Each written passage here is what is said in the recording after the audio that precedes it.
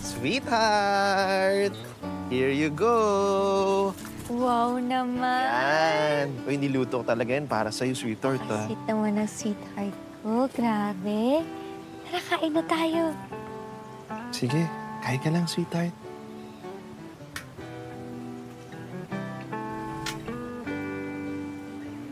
Okay ka lang ba? Parang malungkot ka.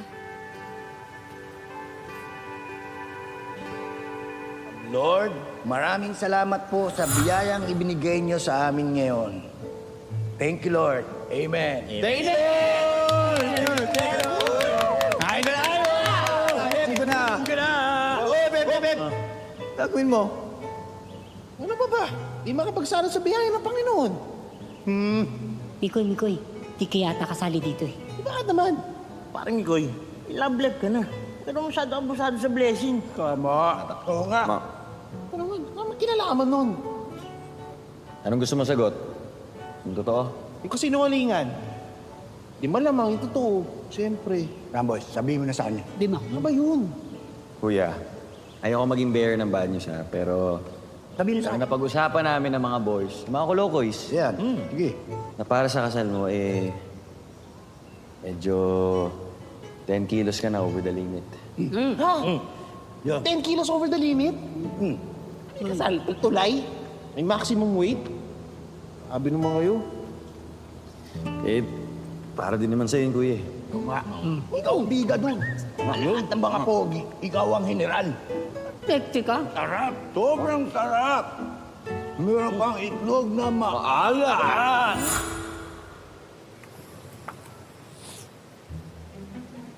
Alam mo, sirang-sira na ang confidence ko sa araw na to.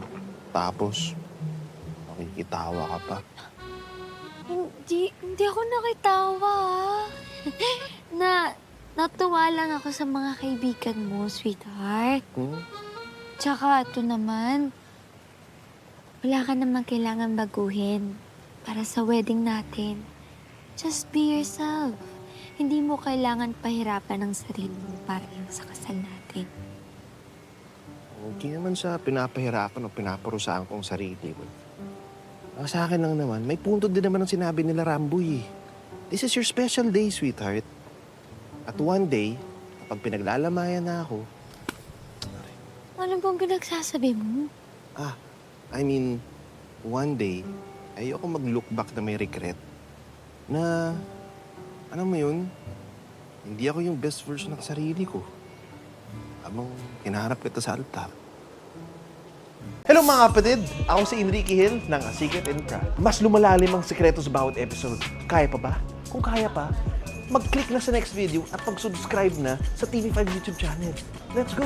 Now na!